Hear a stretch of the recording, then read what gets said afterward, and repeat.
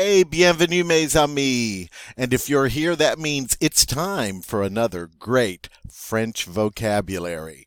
And what vocabulary is it this time? Well, it is the Unit 2B vocabulary from our favorite textbook. D'accord, Level 1. Are you ready to get started? Well, you know I am. But first, let me give you a little instruction. I'll show you the French word first. I'll pronounce it twice for you in my own inimitable style. And then I'll show you the definition. Now, of course, at any time, you feel free to pause this recording and practice the pronunciation yourself. It's a deal. Let's go. First one. Un an. Un an. And when I say an, what do I mean? Why, that means a year or a 12-month period. So it's not a year that goes from January to December. This is any 12-month period, such as April to April, July to July. You get the idea. All right, let's see what's up next. Un après-midi. Un après-midi. Notice that E accent grave, that S sound, après-midi, and that is how we say afternoon. Okay, number 3 coming up. Un jour. Un jour. Notice that O-U-U sound, and what does that mean? It means a day or a 24-hour period. All right. Next one. Un matin. Un matin. That I-N sound at the end. And did you recognize that as meaning? Morning. All right. Next one. Un mois. Un mois. O-I, always the wa sound. And un mois is a month. Okay, next one. Un soir. Un soir. Again, the O-I-wa sound. And what is soir? That is evening. So we've had the word for morning and evening and afternoon. Next up. Oh, this one's very simple. Un weekend. Un weekend. Sounds very English, doesn't it? And that's because the French took the word directly from the English, and of course it means weekend. All right, moving on. All right, we're moving into our feminine nouns now. We can tell because the article is une instead of un. Une année. Une année. And that is how we say year. But this time we are talking about a calendar year, such as 2020 or 2019. Whenever we mean a year in the sense of a calendar year, that's when we use année. All right, next one. Une heure. Une heure. All right, the H is silent. All right, don't forget to get that nice R sound in there. And that means hour. Okay, kind of looks like hour, right? Good. Let's see what's coming up. Une journée. Une journée. Now, this looks very much like a word that we had before. Let's see if there's any relationship. All right, and this also means day. Okay, but this is day in the sense of from sunup to sunset. So when you're talking about the daylight hours as the day, all right, then you would use journée. All right, see, the French get very specific about things like a year and a day, don't they? Much more specific than we would get in English. Okay, next one. Une minute. Une minute. All right, and I hope that you recognize this because it is a true cognate and it means minute. So now you know how to say hour and minute. All right. Can you, I'm sure you've guessed by now that our vocabulary in large part is about words that deal with time. Okay, next one. Well, we did all that one. All right, let's go on. There we go. Une nuit. Une nuit. All right. Don't forget that E sound followed by the I. Nuit. Une nuit is night. Okay. Well, at least they both start with N. Une semaine. Une semaine. And that's how we say a week. 7 days. All right. Keep going. All right. Let's get into some verbs now. Assister à. Assister à. Be careful. This is a false cognate. It looks like it means assist, but it does not. It means to attend. All right. It's a regular ER verb, so you know how to conjugate it.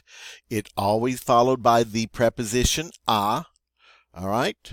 Just so you remember. Okay. So it means to attend. Next one. Avoir. Avoir. This is a very important verb. It's one of the 4 major verbs in French. Probably the most used after être. All right. Avoir means to have. And it is an irregular verb, so I'll have to teach you how to conjugate those forms in class. But it's a very important verb. Okay. Next one. Demander. Demander. Again, be careful. It looks like it means demand, but it doesn't. It's a false cognate. It means to ask. All right. I'm getting a lot of those false cognates, right? At least with the verbs. Dîner. Dîner. All right. And this one means kind of what it looks like. Means to have dinner or to dine. Okay. Now we have échouer. Échouer. O-U, the oo sound. Échouer. And échouer is unfortunately not a pleasant thing. It means to fail. All right, next. Écouter. Écouter. Have a lot of that ooh sound today also, aren't we? All right, écouter means to listen to. To listen to. All right. Next up.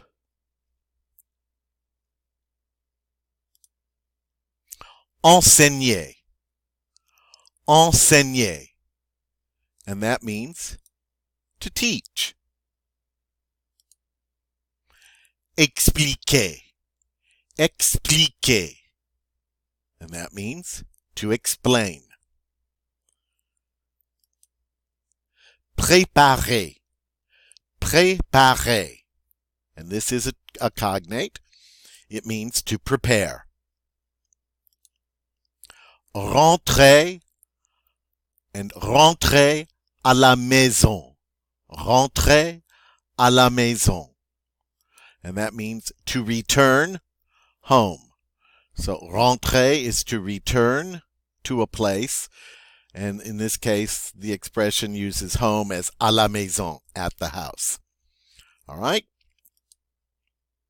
Oop, already did that one. There we go. Téléphoner à. Téléphoner à. And that means to call on the phone, obviously. All right, notice it too is always followed by the preposition à. You're always calling to someone. Trouver. Trouver. And that is how we say to find. Visiter.